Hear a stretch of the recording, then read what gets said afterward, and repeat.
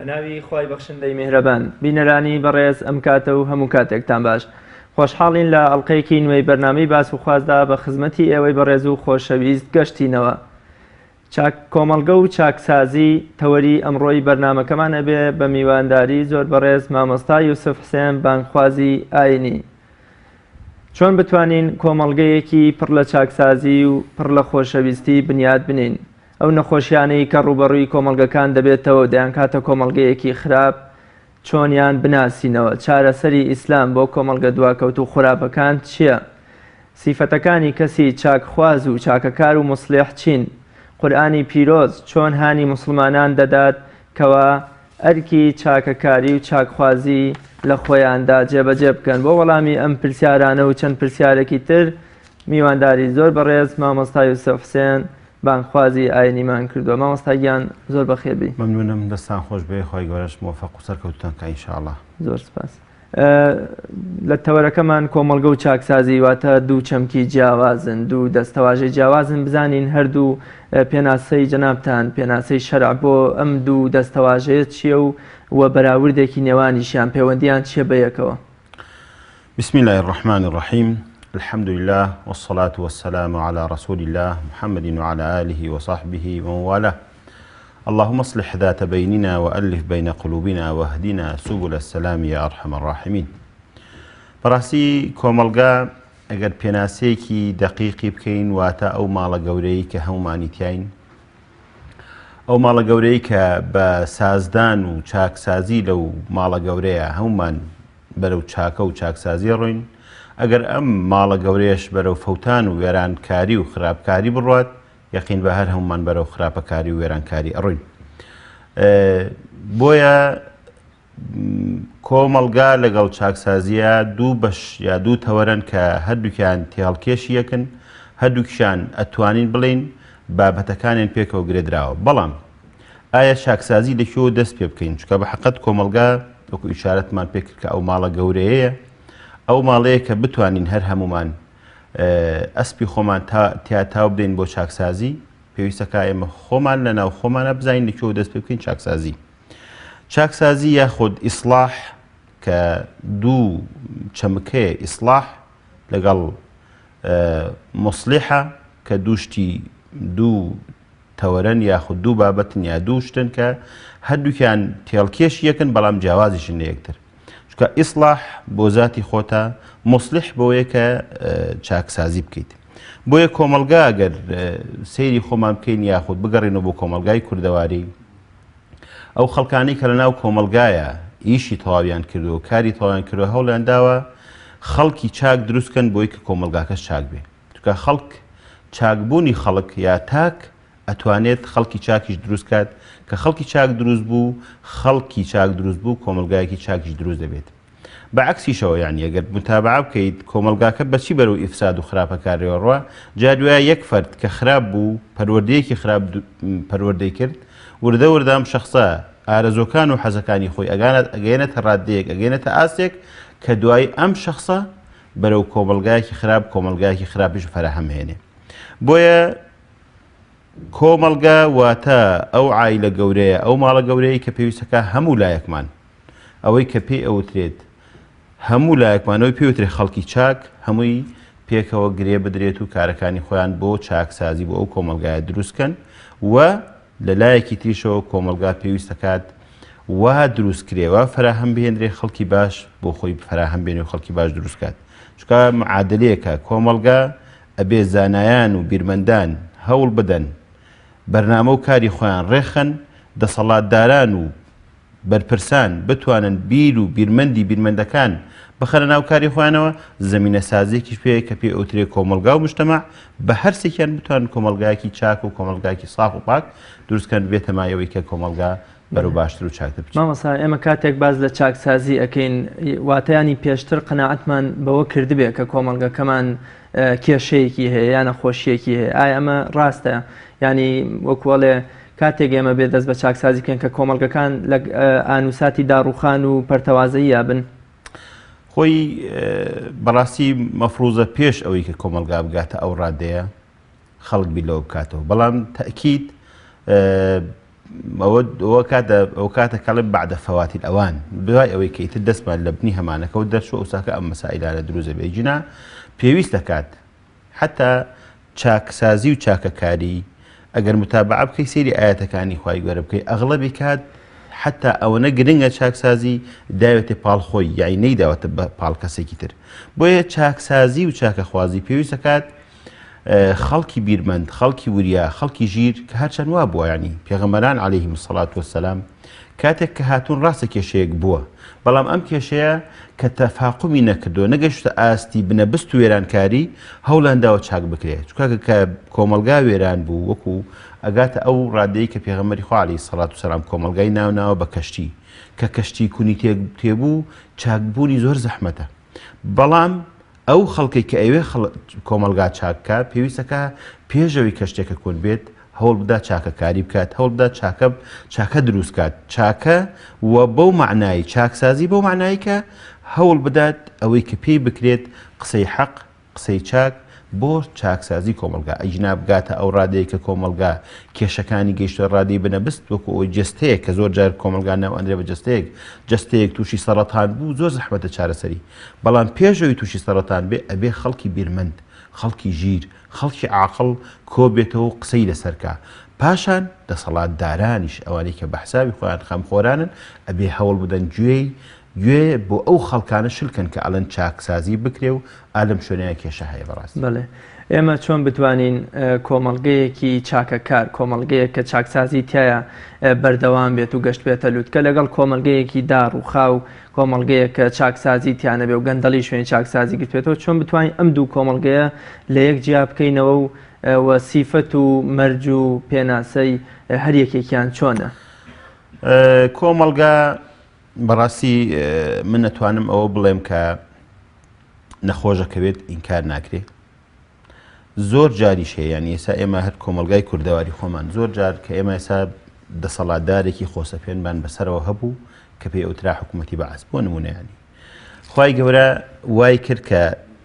یارمەتیمان با و ڕزگارمان کا لەو ناڕەحەتیانە و لەو هەموو قورسایی کە لەسەر شارمانایە بەپێی ئەو ئاەتەکە خوای گەورە فەرمێ و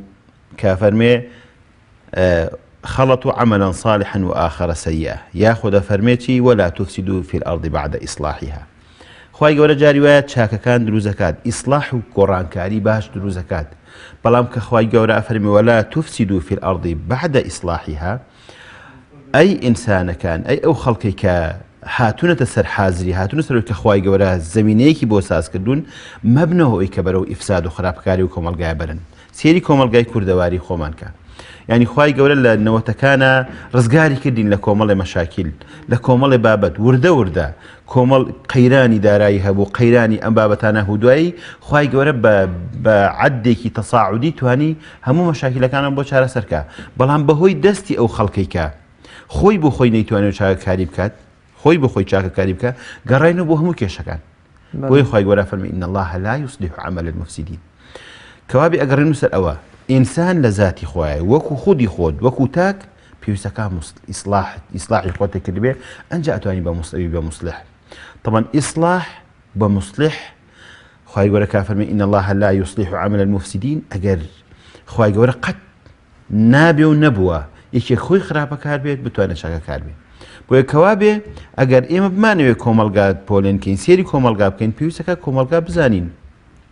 چ نەخۆشێکی بۆ چۆن چارەسەر بووە چۆن بتوانین چارەسەری زیاتری بکەین ئەمە ئەسلی کێشەکەی ئێمەیە کە کۆمەلگا ناناسین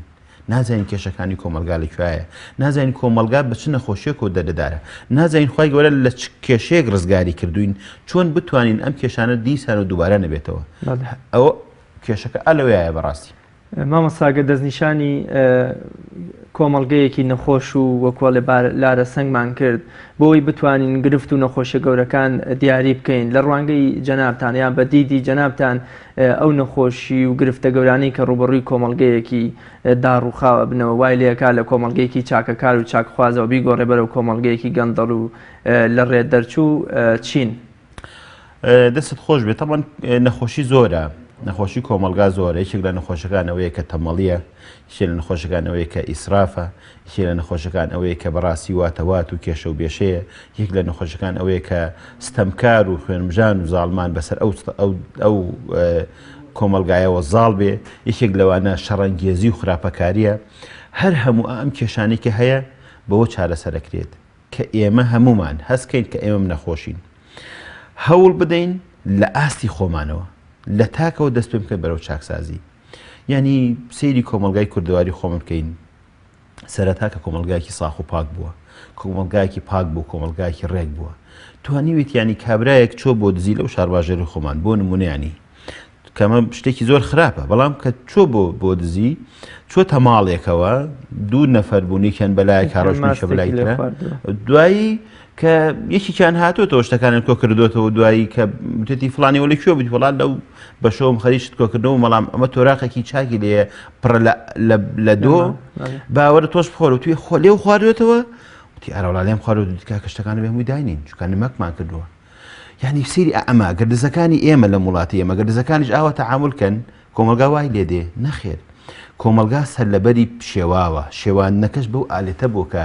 وای کردو کە کۆمەلگایەکی چاکساز، یعنی حتا دزەکان وابزان کە پێویستەکە ئەگەر لە یەک شوێنێک ئاوت خواردەوە کوردەواری لە کانێک ئاو خواردو بەری تێمەگرا، یعنی وەرە تۆ ئەم نمونەیە هەڵگرەوە بینەوە ئەم کۆمەلگایی ئێمەوە. فەرموو کێ هەیە لەم کۆمەلگایە توانی بێتی لە ناو یەکترا پاک بین، لە ناو یەکترا ساغ بین، لە ناو یەکترا ڕێک بین. کێشەکان هەمووی ئەمەیە خۆشەویستان، ئەبێ ئێمە سەرەتای چاکسازی خۆمان ئەبێ بزانین نەخۆشین. دووەم هەوڵ بدەین گەورەترین چارەسەر بۆ ئێمە مەحەبەتە، خۆشەویستیە لە بینی یەکترا. منێکی موسڵمان کە من مولتەزیم و ئیماندارم پێویست ناکات من بزانم ئەگەر شخصێک قەیناکە ئەگەر لەگەڵ تەسەور و بۆ چوونی نیشانە بێ هەرە بێ ڕقم لێ بێ، شخصێکی تر بۆ ڕقی لە من بێ لە بەرەوەی کە من موسڵمانم. ئەم ڕقەوا لە ئینسانەکانەکە بگاتە ڕادەیەکەی تر هەموو کێشەکان دروستکە. بۆیە خوای گەورە بە ئێمەش ئەڵێت ئەی ئینسانی ئیماندار ولا تجعل الله عرضة لأيمانكم أن تبروا وتتقوا وتصلحوا بين الناس. ئیمانەکەتان والێ نەکەن کە چاکە بکەن، چاکەکار بن و ئیسلاحی بینی خەڵکی بکەن. یعنی کابێت تۆ دوو شخصت بینی، دوو خراپەکارە بینی، کاتچەند ئەلحەمدولیلا ئیسلامیەکان توانیمانە ئێمە ئەو تەجاوزی ئەوە بکەین و ئەوەی کە هەوڵمان داوە بۆ چاکسازی و بەرەو پێشبردنی کۆمەلگاکەمان بوو. بەڵام کۆمەلگا پێویستیشەکە خۆی هەوڵ بدات. کۆمەلگای ئێمە کۆمەلگایەکی نەخۆشە، پێویستەکە خۆشی هەوڵ بدا، خۆشی بوا بکە کە بتوانێت لە ئەم کێشانەی کە هەیەی ئەم مەشاکلانی کە تووشی بووە چارەسەری خۆی بدۆزێتەوە، چکە ئەگەر کۆمەلگاکانیش نەخۆشەکەون. مامەسا هاتنی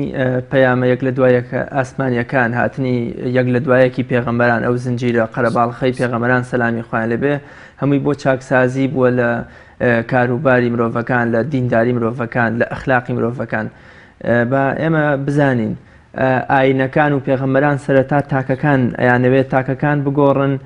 یا ڕاستەوخۆ خێزان یا کۆمەڵگە یا دەوڵەتەکان. دەست خۆش بێ من بە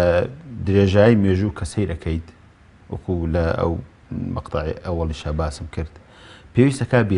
بیرمەند یعنی چی؟ بیرمەند یعنی ئەو کەسەی کە بیرەکاتەوە چۆن بەرەو خەڵک بەرەو باشتر بەرێ. جا ئەگەر پێغەمبەران بێ یان پیاوچاکان بێ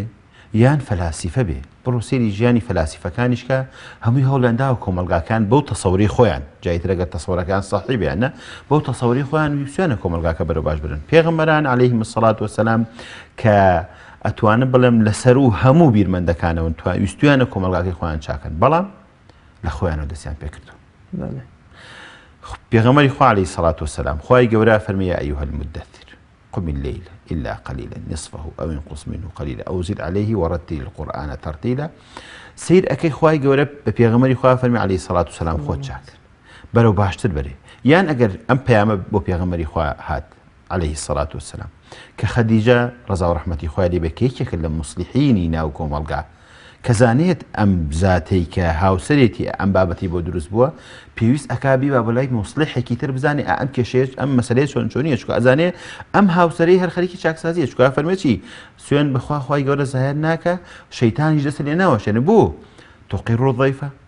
وتحمل الكلة وتعيد الحق يا تعيد النواصب على الحق كومالش دلك بو إنسانيته ها خزمەتی نان بە فەقیری خەڵک چاکەیت خەڵک چاکسازی ناو خەڵکیاکەیت گێڕانەوەی حەقە بۆ خەڵکی ئەمانە کەوا وەرە ئەی ئینسان ئەو کەسەی کە تۆ ئەتەوێت چاکسازی لە کۆمەلگا بکە وەرە ئەمانە بکە. یعنی منێک کە پێویست ئەکات دینەکەم داوام لێکە ئەو بکە شخصێکی کە بە حسابی خۆشی مفەکر و ڕۆشنبیرە هەر دینێکتەوە با لە سەر کۆمەڵێ بەها ڕێبکەوین کۆمەڵێ بەها هەیە کە کۆمەلگاکە چاکات با خەریکی ئەو بەهایە نەبین نەک تۆ بە بەهای خۆت بە حسابی خۆت کە لە هەموو مجتەمەعاتە درۆ خراپە لە هەموو مجتەمەعاتە زینا و هەڵۆشانەوەی خێزان خراپە لە ناوچوونی زانیاری و زانست خراپە تۆ ئیش لەسەر ئەم بابەتە بکەیت ئەمانە هەمووی ئیشی لەسەرکرێت کاری لەسەرکرێت کۆمەلگاکەشت هەڵەوەشێ خەڵک ئەسلی قەزەکە لەوەیە کە بیرمەندان کە پێغەمبەران عەلەیهیمو سەڵات وسەلام هەوڵیان داوە لە پێشەوە تاکێکی چاکساز دروستکەن عایلەیەکی چاکساز دروستکەن کۆمەلگایەکی چاکساز دروست پێ کۆمەلگایەکی چاک دروستکرێ کۆمەلگای چاکسازی دروستکرا لە قورئانە کۆمەلگایەکی چاکساز چەند کۆمەلگایەکی چاکساز خی گەورە بە نمونە هێناوێتەوە کە توانیوێتی گۆڕانکاری لە کۆمەلگای لە یاخود لە بەشەرێت هەبکایشێک لەوانە دڵقەرنینە کە خی گەورە وای کردووە کە ئەم دڵقەرنینە چاکسازیێکی زۆر باش ناو کۆمەلگای خۆیان بکە پاشان بێتە ڕەحمەت بۆ هەموو کۆمەلگاکانی تریش کەوا بێ سەرەتا بێت تاکێکی موسڵح تاکێکی چاکساز دروست بێ پاشان پەخش بێتەوە بۆ ناو کۆمەلگا بۆ ناو ئەو خەڵکەی کە پێویستەکات چاکسازی و ئیسلاحی خەڵکی بکات.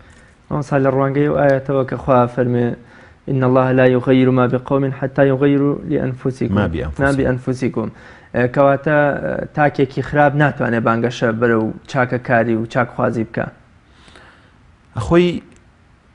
خراپە ناتوانین بڵین خراپەی ڕەها هەیە یا چاکی ڕەها هەیە ینی مطلق خراپەی مطلق نییە و چاکەی مطلقیش نییە ئەو بۆی جەنابتان میزانن هەموو کەسێک بەشی خۆی چاکەی هەرتیایە هەموو کەسێکیش بەشی خۆی شەڕەنگێزی و خراپیتیایە بەس ئینسانێک ئەگەر بیەوێ چاکەکانی خۆی بەرەو باشتر بەرێ خەڵکی وا هەیە احتیمالەکات لە هەندێک لە وڵاتات کە ئێمە بەلای خۆمانەوە خەڵکێکی لەواچ خراپێ چۆ مەکتەبی کردوێتەوە چووە خەستەخانەی کردوێتەوە ئەمە ینی کابێ خراپی مطلق نییە ئەم چاکەیە تۆ ئینسان وەکو ئینسان خی گەورە فەرمی ئینا هەدەیناه السەبیلە ئیما شاکرا و ئیما کەفوورا هیدایەت خی گەورە داوێتی وەکو ذاتی ئینسانەکان یا ئەو تا بەرەو خراپەی زیاتر ئەڕۆیا بەرەو خراپەی بەرەو چاکەی باشتر ڕۆین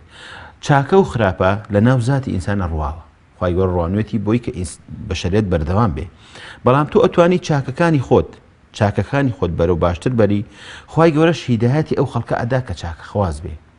ینی شخصێک وەکو غاندی کە احتیمالەکات لەگەڵ دینی منیشان نەگونجێت یاخود خەڵکێک وەکوی کە لە ئەفریقیا هەیە ماندێلا کە خەڵکانێ بوون توانیوانە چاکسازی لە ناو کۆمەلگایە بکەن چاکسازی ناو کۆمەلگا بۆ هەموو لایەکە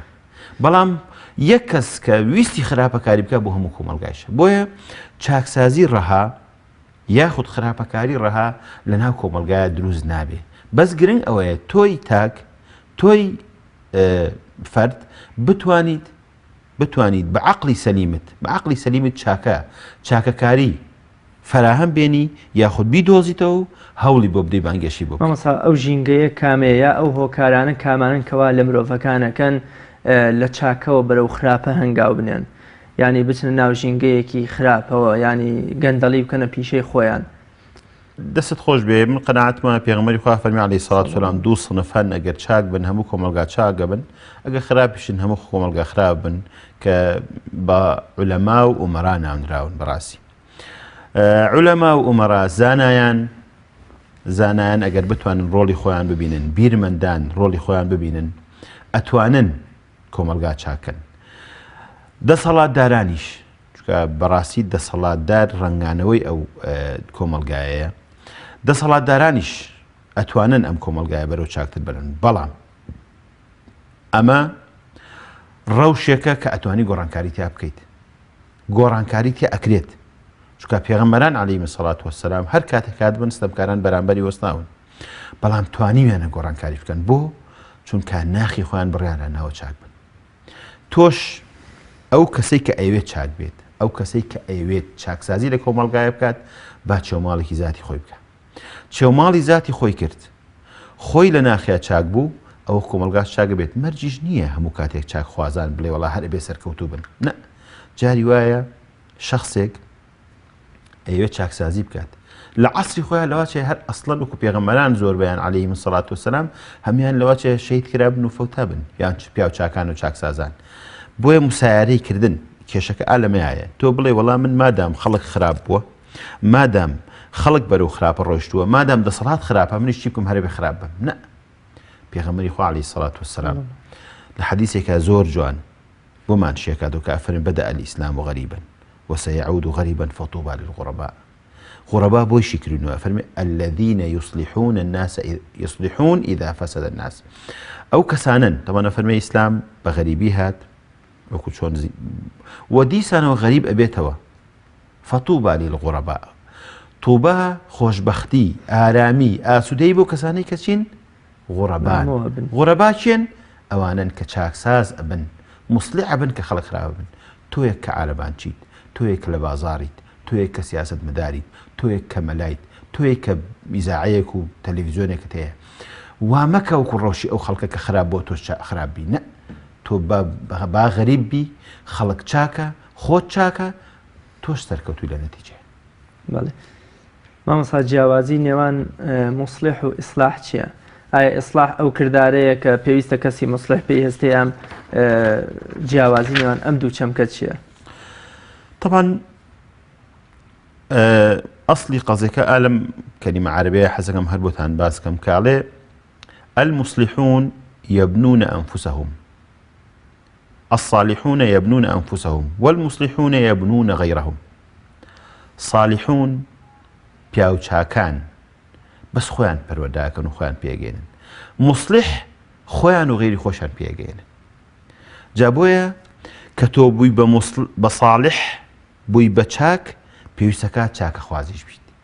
پێویستەکە چاکە کاریش بیت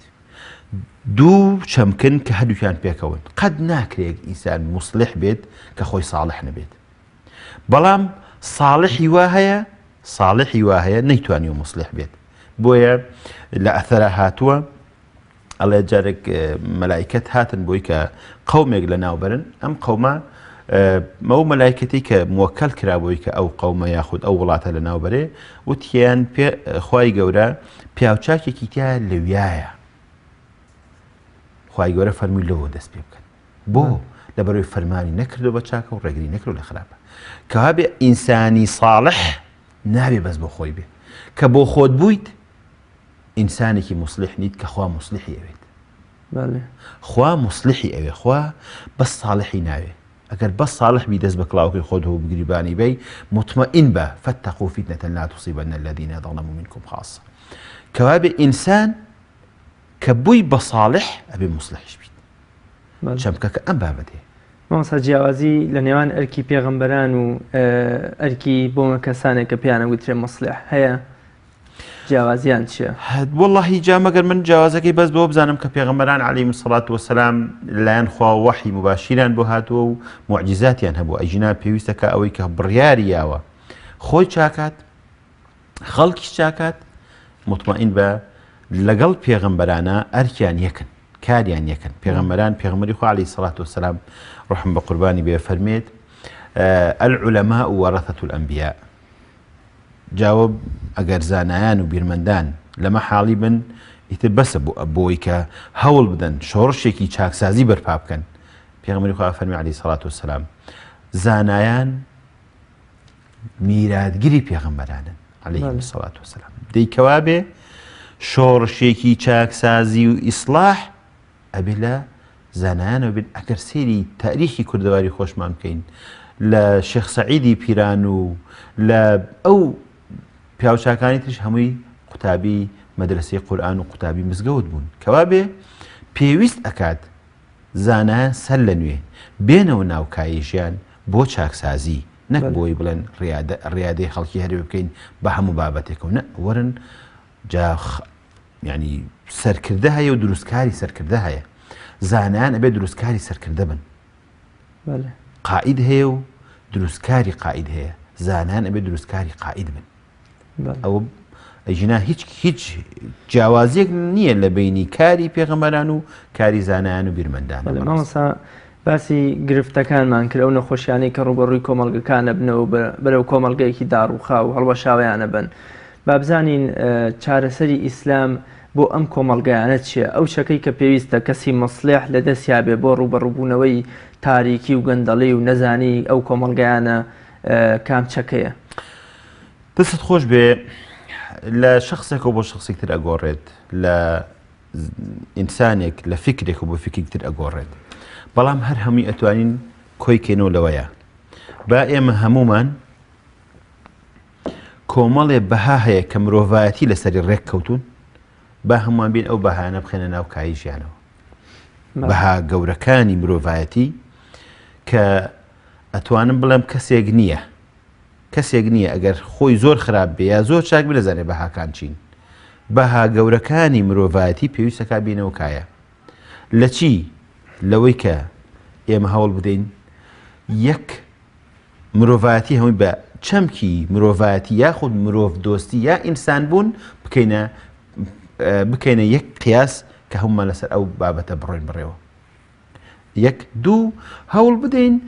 ئەو نەخۆشیانی کە پێی ئەوترێن نەخۆشیەکانی کۆمەلگا کە ئەوکو ئیشارەتم پێکرد هەر کەسێک عقلی سەلیم بخاتە کار ئەزانێت وەکو ئیشارەتم پێکرد درۆ خراپە، ئەزانێ خیانەت خراپە، ئەزانێ ئیهانە خراپە، ئەزانێ زوڵم خراپە، با ئەم چەمکانە بڕیار بین لە جێگایانە عەدل و محەبەت و ڕێز و مرۆڤایەتی و مرۆڤ دۆستی بینەوە کایە. جا منێک ئێمەی کوردەواری ئەگەر بێنە سەر کۆمەلگای خۆمان ئێمە دوو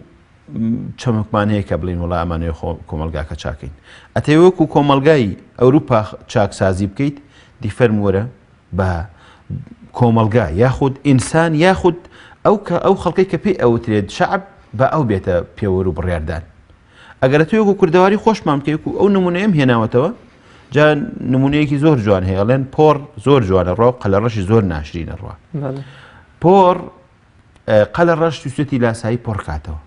زۆر هەوڵی داوە حاڵ لە نەتیجە هەر نەیتوانیوە، دوای ویسێتی ڕۆشنەکەی خۆی بکات، ڕۆشنەکەی خۆشی بچێتەوە ئێستا زۆر شێوازێکی ناشرین ئەڕوا قەلەڕەش. ئێمەی کوردەواری جوانمان لێهاتوو. ئەمانوێ لاسایی ئەوروپا بکەین و هیچ شتێکمان بۆ نەکراوە. ئەو بەها گەورە و پیرۆزانەی کە پێی ئەوترێ بەها بەرزەکانی کوردایەتی لە وەفاداری، لە ڕێز، لە تەقدیر، لە محەبەت، لە خۆشەویستی هەمومان لەدەستاوە. کەوابێ ئەگەر ئێمە بمانەوێت چاکسازی لەم کۆمەلگایە بکەین یا وەرە بگەڕێرە بۆ ئەو دینەی کە تۆ لەسەری دروست بوویت، لەسەری بنیادنەوە کۆمەلگا دروست بووە، یان ئەم چاکسازانەی کە ئێستا هاتوونەتە پێشەوە کە پێوترێ عەسری تەکنەلۆژی و عەسری ئەولەمە و عەسری دیموکراسی، دیوەرە دیموکراسیەکە بێنە پێشەوە، یان هیچیانە پێ ناکرێ وەکو قەلەڕەشەکە لێدێ کە ئێستا کوردەواری ئێمە و کۆمەلگای ئێمە بەم شێوازەیە نە ئەتوانێت بچێتە سەر دینەکەی خۆی، نە ئەشتوانێت لەکو ئەوروپا بکە. بەڵێ مامەسا هەر لەو کاتێک کە وەکوڵێ دەوڵەتی عوسمانی وەکو کۆتا هەمین دەوڵەتێکی سیاسی ئاینی ئیسلام کە لە 1924 کۆتایی پێنرا، کۆمەڵی لەوانەی کە بانگەشەی چاکسازیانە کرد لە نێو دەوڵەتەکە ئەیانوت هەندێکیان پێیان وا بوو گەڕانەوە بۆ بەهاکانی ئیسلام وەکوڵێ چارەسەری داڕوخان و نەمانی دەوڵەتی عوسمانیەکە. هەندێکی ئەوانەی کە کاریگەر بوون بە پەروەردەی ڕۆژاوایی و ئەوروپا یانوت نا یاساکانی ئەوروپا بێن تەطبیقیکەین زۆر باشترە لەوە، ینی دەوڵەتەکەمان ڕزگارەکەین. پێت وایە ئەو چارەسەرانەی کە ئاینی پیرۆزی ئیسلام بە درێژایی مێژوەکەی خۆی بۆ چارەسەرکردنی کۆمەڵگەکان دایناوە، بۆ ئەمڕۆی کۆمەڵگەی ئێمەش هەر وەکوڵێ تەواوکارن، ئەتوانین هەمویان بتوانین جێبەجێ بکەین بۆی کۆمەڵگەکەمان تەندروست و ساغ و سەلامەت بێت. دەست خۆش بێ. طبعاً ئیسلام لەگەڵ مسلمانان دووشتی لێک جیاوازن. جەمالەدینی ئەفغانی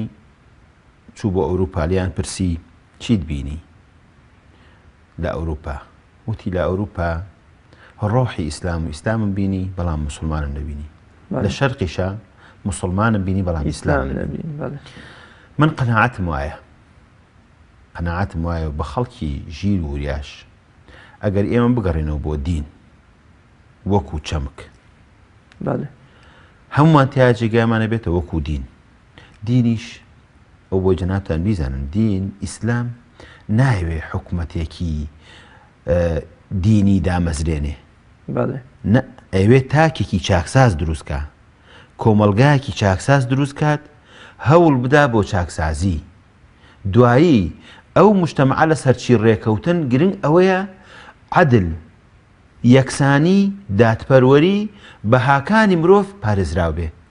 دوای ئەوە کێشە نییە بەڵێ من قەناعەتم وایە بە تەحدید بگەڕێنەوە بۆ ئیسلام بگەڕێنەوە سەر بەها پیرۆزەکانی ئیسلام یەقین بە هیچ کێشەیەکمان نامێنێ هەمووشمان ئەتوانین ناو ئەم کۆمەلگایە خۆمان بدۆزینەوە. مامۆستا بەسمەوەی ئێستا لەم ڕۆژا گرفتەکان زۆر و جۆرا جۆرن لەوە چێ ئەو گرفتەی کە ئەم ڕۆبەرۆکی کۆمەلگەکانی گرت بێت 10 ساڵ بەر لە ئێستا بوونی نەبوو بێ مەبەسمەوەی ئەو میکانیزم و چەکانی کە بەدەست ئایندارەکانەوەی بەدەست مسلمانانەوەیە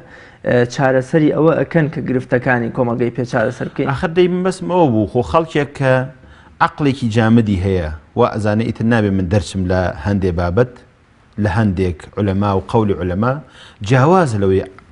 مسلمانێکی ڕۆشن فکری ڕۆشنبیر کە پێناسەی دینت بۆ بکە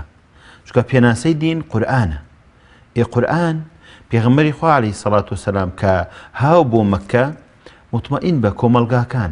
کۆمەلگاکان یەک نەوعن ئەو کۆمەلگایانە نەخۆشەکانیش یەک نەوعن بەڵام بە شێوازی جاجا یعنی هەر یەکە هەر شێوازێک ئێستا قۆڕەخکاری هەیە بۆ نمونە لە وڵاتە دی ئەو قۆڕەخکاری خۆ لە زمانی پێشینیشە هەبووە ستەم بووە لە زمانی پێشینیشە هەر بووە بەڵام من ئەڵێم تێهەڵکێشکردنی دین لەگەڵ ئەم بابەتانی کە پێی وترێ عەسری ئەم عەسرە چارەسەری عەسری ئەتوانێت کێشەکان چارەسەرکە مەبەسم ئەوەیە دینی ئێمە کە خۆی ئەبینێتەوە لە قورئان و لە سونەتی صحیحی پێغەمبەری خوا عەلەیهی سەڵات وسەلام ئەتوانێت کێشەکانمان چارەسەرکە بەڵام بە فیکری ئێستا بە عەقڵێتی ئێستا بە بۆچوونی ئێستا بە بیرمەندە ژیرەکانی ئێستا کە توانیویانە دین و ژینی خەڵکی گرێ بدەن و فکرێکی تەواو دروستکەن بۆ چارەسەری کێشەکان. بەڵێ مامۆستا گەرسەیری کۆمەلگەی کوردی بکە ئێستا کۆمەلگەی کوردی بارگایی بۆ بە ئاین ینی ئاین چۆتە هەموو جمگەکانی ئەم کۆمەلگەیەوە لە زانکۆ و پەیمانگاکانەوە تا بازاڕ و مزگەوت و هەموو شوێنەکان هەموو خەڵک ئامادەیە بە شەوق و زەوقێکەوە باوەش بۆ ئەم دینە بکاتەوە سەیری مەولود نامەکانەکەی هەموو خەڵک بە خۆشی و چێژەوە ئەم یادە بەرز ئەنرخێن بەڵام هەستەکەین هێشتا ئەمە یا لە ئاستموحی زانایانی ئاینی و بانخوازانانە یا بانخوازان ئەمە بەرز نانرخێن بەلایەنەوە کەمە جەنابتان بۆ ئەمە چیاڵێن دەست خۆش بێ خۆی کێشەکە ئالەمەیە وەکو جەنابتان پێشی فەرمووتان ینی هەموو مرۆڤ ناتوانێت بە تەواوی چاک بێ یا تەواو خراپ بێ ئاخر دەی دەست خۆش بێ بەڵام من کۆمەڵە بەها هەیە من وەکو مامۆسایەکی ئاینی یان هەر کەسێکی تر کۆمەڵە بەهای بێت چارەسەر بێت و تایە بێت وجودی هەبێت لەناو ئەو کۆمەڵگە ئەو شخصەیە کە یەکێک لەوانە بۆ نمونە مرۆڤ دۆستیە بۆ نمونە خیانەت نەکردنە بۆ نمونە زوڵم نەکردنە ینی جەناب دەڵێ هەموو خەڵک بەو شێوازەیە دەنە نۆڵە تۆ بچۆرە بازار یەکشت کە ئەو ئەگەر بڵێ 5,000 تۆ وا تێگەشت پێ بڵێ ئێمە 10,000 بیر لەوە ناکاتەوە کە تۆ بە 5,000 ڕێک بە 10,000کە پێ دەفرۆشی ئەمە کەوا بێ لە فیکری ئەم شخصەیە دین نەبووتە مەلەکە نەبووتە واقع کە بتوانێت ئەم بڵێن نە ئەمە بە 5,000 بە ئەو باش حاڵی بوو بێ بڵە 10,000 بە 5,000 هەر پێی بفرۆشم و معاملەش بم ئەگەر بە ئەوەن دەبێت کەوا بێ ئەوەی کە کێشەیە بۆ ئێمە ئەمەیە ئەم فەهمە ڕاستەی بۆ دین ئەم حاڵەتە ژیریەی کە پێویستەکە ئینسانی ئیماندار لەسەری کۆک بێ و لەسەری پەروەردە بێ ئەم بەهایەمان نییە بۆیە خەڵکەکانش گلەی ئیمان لێکەن خەڵکێک کە لە دوور لە دینە ئەمە مشکیلەکەیەتی کە کابرا ئینسانێکی مسلمان نابینێتەوە کە بە تەواوەتی ساغ و پاک بێ ئەسڵەن وای لێ هاتووە کە زۆر جارەیە کێشەکە ئەگاتە ڕادەیە کە کابرا بڵێ ئەمە ئیسلامەکەیە ئەمە مسلمانانە هەرچەند سوپاس بۆخوا خەڵک ئەزانێت کە ئیسلام مشکلی هینیتیانە خەوشیتیانە بۆیە تۆڵێ زۆر جارێک کە تۆی مسلمان هەڵەیەکەی ئەڵێ خۆتخوام ئەمە مسلمانەتیە مسلمان ناوا هەیە بێت چکە ئەزانێ ئیسلام نابێ هەڵە بکە نابێت تاوانکە نابێ غەڵەتکە بەم وانە ناکەیتن نابێت تۆ هیچ تاوان و غەڵەتێ بکەین بەڵام بەرامبەر بە ئینسانەکان بەرامبەر بە مرۆڤەکان نابێ ئینسان ئەو هەڵە و ئەو شتانەی کە پێویستەکە باز بێ ئەژینا منێکی مسلمان شخصێکی تێش کە قەنەعەتی وایە بە شێوازێکی تر کۆمەلگا بەرە و چاکی بەرێت ئەتوانن ڕێکەوێنە سەر کۆمەڵە مەبادی کە ئەو مەبدەانە بێتە چاکسازی بۆ کۆمەلگا نەک بڵێ کاکەجان نابێت تۆ هەبیت ئەنجا ئەبێ من ئەتوانم ئەو کۆمەلگایە چاکەم ئەجینا کۆمەلگای ئێمە ڕاستە پارە دینی بە تەواوەتی کردوتە شیعاری خۆی بەڵام دینداری نەکردوتە ژیانی خۆی بەڵێ مامۆستا بۆەوەی کۆمەلگەکەمان هەمیشە هەر بەرەو چاکەکاری بێ و ئاینتیایە هەر زیندوو بێ و ڕنگ بداتەوە پێویست ناکە ئێمە دەستکاریەکی شێوازی بانگەوازمان بکەین کە هیچ نەبێت پڕاوبڕ بێ لەگەڵ بیرکردنەوە و قەناعەتی ئەمڕۆی کۆمەلگا. بۆ نمونە مەسەبەکان لە کۆندا دید و تێڕوانی سەرمەزهبەکان بووە بۆ ئاین لەو سەردەما، بەس ناکرێت ئێستایانی تۆ مرۆڤێک چەند ساڵ بەر لە ئێستا ژیا بێت دید و تێڕوانی بۆ وڵاتێکی دوورە دەست چۆن بوو بێ ئێستا تۆش بێ لەسەر کۆمەلگەی و کۆمەلگەی کوردی خۆش بێ. پرسیارێکی زۆر بەجێیە. زانی چی ئێمە دابەزاندنی دەقەکان دابەزاندی ئیسلام بۆ واقع زۆر جار هەیە کێشەیە، زۆر جارەیە کێشە ئالەمە بۆ دروستکردن ئالێرە کێشەی بۆ دروستکردن. دابەزاندنی قورئان 1400 ساڵە قورئان کە هاتۆتە خوارەوە باسی کۆمەڵێک چەمکمان بۆ کات کە پێی ئەوترێت سونەنی کەونی، ئەمە سونەنی کەونی ناگۆڕێ، بەڵام دابەزاندنی قورئان بۆ ناو واقع بۆ چارەسەری کۆمەلگا گۆڕانکاری تێ بسەر دێت. یعنی تۆ چۆن لە فکری ئەم بابەتە حاڵی بوویت ئاخر خۆ زۆر جارێ هەندێک ئاەت کە هاتوۆتە خوارەوەڵاتی سەحابە هەر لێش حاڵی نەبوون، بەڵام پرسیاریشان لێ نەکردووە، نەشاون تو ئەرێ ئەمە چۆن چۆنی ئەبێت. تۆی تاکیش، تۆی شخصی مصلح، تۆی خەڵکێکی ساڵح پێویستە بزانی ساڵح ینی چی. بۆ خۆی گۆرا فەرمێ ولقد كتبنا في الزبور من بعد الذكر أن الأرض يرثها عبادي الصالحون. با خەڵک وا نەزانێت کەیتە من مسلمانم من ساڵحم، نە ساڵح ئەو کەسەیە بۆ کۆمەلگا ساڵحە بێت. ساڵح ئەو کەسەیە کە ئەتوانێ هۆکارەکانی بەرەو پێشبردنی کۆمەلگا فراهم بێنێ، جا هەر کەسێک بێ کە هەبێ ئەبێت تۆ ئینسان. خۆی گەورە فەرمێ ئێمە لە دوای زەبور بۆ زەبوری ژەنێت، چونکە داوود عليه السلام بۆتە ڕیادەی خەڵکی، بۆتە دەسەڵاتدار من بعد الذكر کە ذکر ئەگەر ئێمە بە قورئان بڵین ئەفەرمێ أن الأرض زەوی خوا یەریثها عیبادی الصالحون. خوای گەورە زەوی خۆی ئەدات بەچی بە ئینسانە ساڵحەکان. ساڵح ئەو کەسێک کە کۆمەلگا چاکات، کە کۆمەلگا بەرەو پێشەکە هۆکارەکانی بەرەو پێشبردنی کۆمەلگا فراهەمێنێ. جا ئەگەر ئینسانێکی ئەوروپی بێ یا ئینسانێکی شەرقی بێ، ئەگەر مصلح نەبیت، ئەگەر چاکساز نەبی بۆ کۆمەلگا، یەقین لە خوای گەورە کۆمەلگا نایەتە دەست. مامەسا ئێمە سیفەتەکانی کۆمەلگەیەکی دواکەوتو داڕوخا و پڕ لە گەندەڵی و پڕ لە خراپمان زانی، هەروەها بە پێچەوانەشەوە سیفەتی کۆمەلگەیەکی پڕ لە داد و خۆشەویستی و یەکسانی و دادپەروەریمان زانی. با ئێستا بزانین سیفەتی ئەو کەسەی کە پێویستە بێتە چاکەکار و چاکخواز چییە. هەرچەندە لەوە چێ لە وەڵامی پرسیارەکانی جەنابتەوە بە شێوەیەکی پچڕ و تایبەتی وەڵامی ئەمەشمان وەرگرتێ، بەڵام بە شێوەیەکی گشتی بۆی بزانین سیفەتی ئەو کەسەی کە لە کۆمەلگەیەکە ئەبێتە کەسێکی بانخواز یا چاکەکار یا مصلح چییە؟ دەست خۆش بێ. ئەویش لە منێکی مسلمانەوە لێش بۆ شخصێک تر ئەگۆڕێ، بەڵام یەک بابەتە تەجاوزکردنی خۆت زاد، تەجاوزکردنی خۆت بۆ مەسلحەتی گشتی، وەکو زاتی خۆت، وەکو پێغەمبەری خوا عەلەیهی سەڵات وەسەلام کاتێک کە وەحی بۆ هاو بە خەدیجەی فەرموو جێگای بۆ داخست فەرمووی جێگاکە لابە کاتی خەوتن نەما. ئینسانی چاکە خواز ئەبێ وابێ.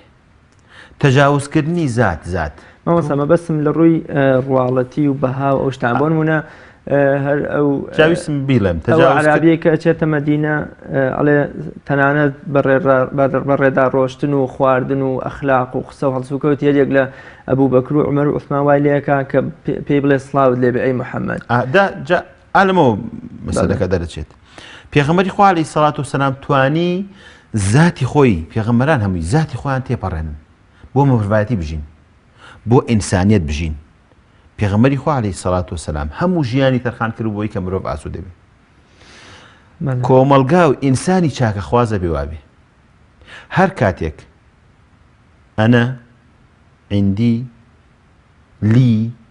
ئەم کەلیماتانە ئەنە ڕەبکم الأعلى شەیتان وتی ئەنە خەیر منه ئەلەیسە لی مولک میسر بە هەمان شێوە إنما أوتيته على علم عندي. أم تجاوزي أمانني أم كلماتانا تجاوز بكيت يقين بأبيت مفروفيكي چاكساس مفروفيكي مصلح جاتوي إنساني إيمان دار كأمانات تيبران دنيا وقيامتي شده. إنساني كيش کە دینی نەبوو توانی ئەم خوددانە ئەم ئەنایەنە تێپەڕێنێ ئەبێتە مرۆڤێکی چاکسواز بۆ کۆمەلگاکەی جایتر خی گەۆڕ ڕەحی پێ بکە ئەگەر بتوانێ لەسەر ئەم دینە بێت قیامەت بابەتێکی ترە کوابێ وەکو ذاتی خۆت ینی بۆیە پێناس بە وردی بینی بەس بە یەک کەلیمەوتم تەجاوزی زات ئەجینات کە تەجاوزی زاتە کرد ئیتر تۆ خەڵک بۆ درۆکە بۆی کە بۆ مەسلحەتی خۆیەتی جنا مەسلحەتی خەڵکتر نییە خەڵک بۆ لە بازارە خیانە دەکات دەسەڵاتدار بۆ زوڵمەکە خۆ بۆ خەڵکی نییە بۆ خۆیەتی کابێت تەجاوزی زات هەموو بە هەمرۆڤەکان و هەموو چاکسازەکان لە خۆی ئەگرێت بۆیە بە یەک کەلیمە من ئەوم ئیشارەت ڕێجنا عومەری کوڕی خەتاب ڕەزا و ڕەحمەتی خوا لێ بێ ئەبابەکر هەمووی ئەمانەی تریش تەجاوزی زاتیان کرد بۆیە توانیوان چاکساز بەڵێ مامۆستا لە قورئانە خوای گەورە هەر بە بەنو ئیسرائیل ئەفەرمێ مفسید مەبن و خراپەکاری مەکەن و شەڕانگەزی لە زەیان من ئەوانیش هەر بە سیفەتی خۆیان و دەمە قاڵێ و دەمە درێژیەکان لەگەڵ خوای گەورە هەڵێن ئێمە بەڵکو قەومێکی چاکەکارین لە کاتێکا خوای گەورە بڕیاری داوە کە ئەمانە خراپن خراپەکاری ئەنێنەوە فەساد و بەدڕەوشتی لە زەویە درێژە پێدەن بەڵام خۆیان نوکۆڵی ئەمەکەن ئەرکی کێیە مرۆڤێکی خراپەکار لەم ڕۆژە دەستنیشان بکە دەستت خۆش بێ حەزان چاکە و خراپە شاراوەنین بەڵێ شاراوەنین پێغەمبەری خوا عەلەیهی سەڵات وسەلام زۆر جوان بۆمان شێکاتەوە کە لە حەدیثێکا ئەفەرمێتی البر حسن الخلق والإثم ما حاك في صدرك وكرهت أن يطلع عليه الناس قياس ترازوه بر ئاکاری جوانە کەسێک نییە شتێکی چاکەکار لە خۆیان ببینێت و حەز نەکا ببینێ خەڵک ببینێ والئیثم تاوان ما حاک فی صدرک وکرهت أن يطلع عليه الناس ئەوە من نیم بتوانم بڵێم من چاکم نە ئەوە کارەکانمە ئەوە کردەوەکانمە ئەوە هەڵوێستەکانمە جا خەڵک قسەم لەسەرەکە چاکم یا خراپم خوای گەورە کە فەرمێ لە سوورەی کەهفە أعوذ بالله من الشيطان الرجيم قل هل ننبئكم بالأخسرين أعمالا بيتان بلم أواني كزوزو زرمدنشين الذين ضل سعيهم في الحياة الدنيا هم يحسبون أنهم يحسنون صنعا أواني كاركانا لدنيا هم يهلو شاوة تو چوار روشتي لهيج هر كاريكا لهر إيشكا بيك قاعدة جازاتي خوتي عائليكا دا صلاة داريت دزگايكا یەک مانگ ڕۆشتیت و کارەکانە لەبەر نەڕۆشت ئەبێ مراجعەی ذاتی خۆت کەیتەوە دیارە ئەخسەرینە ئەعمالە الذين ضل سعيهم في الحياة الدنيا ئەمانەن کارەکانن لەسەر سکەی ڕێگ نییە بۆیە ئیشەکان نەتیجەکانە بەرەو خراپەڕەوە کەوا بێ دیاریکردن دەستنیشانکردنی تۆ خۆت نیت کە بڵێ وەڵام من چاکم خۆ هەر کێ هەیە کورداوی خۆڵەن کەس بە دۆی خۆی ناڵەترش کێ هەیە بڵێ من خراپم نە دوجار مرۆڤەکانە پێدەڵێن چاکی یار خراپیت دوجار کردەوەکان و ئیشکارەکانتە بە خەڵکی ئەسەلمێنێت و ئیشی باشی کردویان خراپ ئەسڵی بابەتەکە ئەوەیە کە تۆ ئایا ئیشەکان و کارەکانت بەرەو ئەوە ڕۆشتۆ کە چاکت کرد بێت و ئیشەکانت بەرەو فەراهەمهێنان و ئاسوودەی و ئارامی بووە یا بەرەو شەڕەنگێزی و خراپەکاری و بەرەو وێرانکاری و کاولکاری ڕۆشتووە کە بەرەو کال و کاولکاری ڕۆشتووە ئەبێت تۆ خۆت بڵیت ئەوە من دیارە بەرەو باشی و چاکی نەبووم ئەوە پێویستەکە یا بگەڕێمەوە یا خەڵکی نەبڵی کاکە من ئاڵایسپیم هەڵکرد من غەڵەت بووم پێویستەکە خۆم چاکم بەڵێ مامۆستا چەک و میکانیزمی ئەمر بە چاکە و نەهی لە خراپە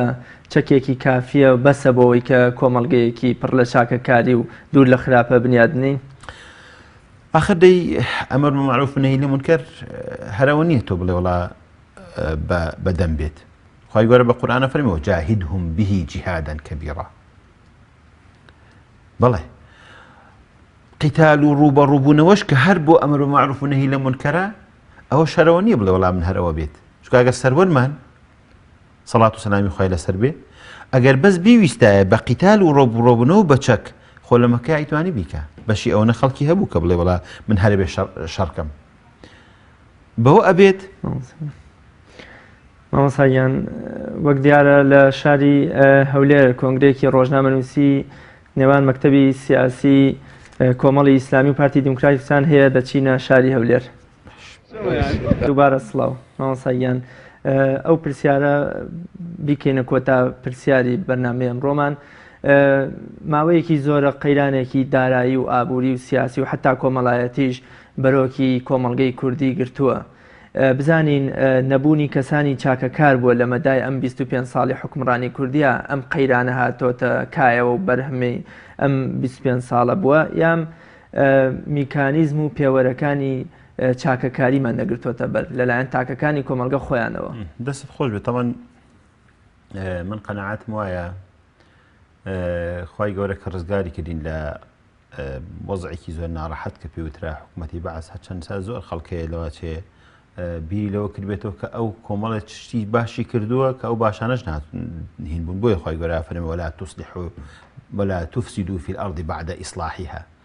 طبعا خی گەورە ویستی ئیرادەی وا بوو کە چاکسازی بێت بەڵام بەڕاستی من قەنەعاتم وایە ئەو خەڵکانی کە بوونەتە دەسەڵاتدار ئەو خەڵکانی کە ئەو چەمکانی کە پێوتە چەمکی دەسەڵاتیان گرتە دەست نەیانتوانی ئەم چاکسازی کە خی گەورە فراهەمی هێنا بۆ ئێمە لە نەوەتەکانە نەیانتوانی بە تاوەتی بەرەوباشی برن ئەوان بوونەتە هۆکارەوەی کە ئەم کۆمەلگای ئاوە بەرەو خراپەکاری بڕۆن لایەکی تریشەوە جاران کۆمەلگای ئێمە کۆمەلگای کوردەواری ئێمە چونکە ینی توانی بووی خەڵکێکی کارامە و لێ هاتوو بن زۆر احتیمادیان ناخە سەر کەس لە ناو هەموو ماڵێکا کە ئەگەیشتە پاییز بەشی زستان و بەشی هەموو شتێکیش فتفاقی خۆی خست بەڵام ئێستا بۆ کیلۆیەک فاسۆلیایە بۆ کیلۆیەک ئەوێ بڕێ بیکڕیت کەوا بێ کۆمەلگاکەشمان نەیتوانیوە ینی بەرگەی ئەم کێشانە بگرێت کێشەکانی بیر چۆتەوە لە نەوەتەکانە خەڵک بە 70 دینار کیلۆی ڕۆنیە کڕی کە دوای ڕۆن هەرزان بوو بیری لەوە نەکردوێتەوە کە احتیمالە کات ئەگەر ئێمە خەڵکێک نەبین کە ئەم نعمەتانە بزانین بەرەو خراپاڕوین ئەو خەڵکەش کە دەسەڵاتدار بووە بەڕاستی دەسەڵاتدارێکی زۆر خراپ دەسەڵاتدارێک بووە کە خی گەورە فەرمێ ئین الله لا یصلح عمل المفسدین بەڕاستی خراپەکار بوون بە معنای کەلیمە نەیانتوانیوە وا بن کە ئەو خەڵکەش بیری خەڵکی بێنەوەشکە ئەگەر باوکێک یاخود دەسەڵاتدارێک یاخود هەر کەسێک بێت زانی کۆمەلگاکەش بەرەو ئەو بڕۆکە کە خەریکە لە ڕێت لاچێت ئەگەر خۆی چاک بێت بە خەڵگەڵە کاکە ئەو ڕێگای خراپە یان گوێ لە خەڵکی گەرێک کاڵێ ئاوا بکەن باشتر نەک بەم شێوازە بڕۆن کاتی بەرنمەکەم بەرەو تابوو نەچێ شتێک ئێمە نەمان پرسی بەیان پێویستی کردوێت کە بوترێ جەنابتان لە پەیامێکا کورتی بکەن و زۆر سپاسدانە. وەڵاهی جا دەستان خۆش بێ من ئەوەی کە لام گرنگ بێ ئەوەیە کە کۆمەلگا بە سەر لە نوێبی لە خۆی بکاتەوە کۆمەلگا ئەتوانێت گۆڕانکاری لە خۆیان بکات بەڵە دەسەڵاتدار ئەتوانێت گۆڕانکاری بکات بەڵام کۆمەلگاش ئەتوانێت چاکساز بێ موسلح بێ بەڵام بەپێ ئەو پرانسیپ و بابەتانی کە ئەبێ خۆی مجتەمع کۆمەلگاوە لە خۆی بکات کە خۆی چاکە ینی من پەیامی من بۆ ئەو خەڵکە ئەوەیە بە هەر یەک لە خۆمانەوە بڕیار بین بە خۆداچوونەوەیەکی تەواو بکەین بزانین نەخۆشەکانی زات لەکوایە چارەسەری بکەین ئەنجا بچین بۆ چارەسەری نەخۆشەکانی کۆمەلگا چارەسەریکەین کە ئەم بابەتە چاک بوو ئەنجا کە خۆی گەورە فەرمی ئین الله لا یغەیڕ ما بقوم حتى یغەیڕوا ما بأنفسهم خۆی گەورە نە لە چاکەوە بۆ خراپ نە لە خراوە بۆ چاک گۆڕانکاری بەسەر کەسانانە ئیلا بێ خۆی بگۆڕێ خۆی بەرە باشتر و بەرەو چاکتر بڕا و خی گەورەش هەموو لایەک سەربەرزکە هەموو لایەک یارمەتی هەموو لایەک بە کە بتوانین چاکساز بین ببووی کە ببینە چاکە خواز و چاکەکاری شاڵ زۆر سپاس دەکەین ئەستان خۆش بێ دەستی ئەوش خۆش بێ خی گەورە سەرکەوتانکە و هیوادارم هەر سەرکەوت و سەرفراز بین انشاءالله. بینەرانی بەڕێز بەم شێوەیە هاتینە کۆتایی ئەڵلقەی ئەمڕۆمان تا بە گەیشتنەوەی تر بەخوای گەورە میهرەبانتان ئەسپێرین هەر شاد و سەرکەوتوو بن خواتان لەگەڵ دەستان خۆش بێ و خی گەورە موفقتان کە ئینشاءالله.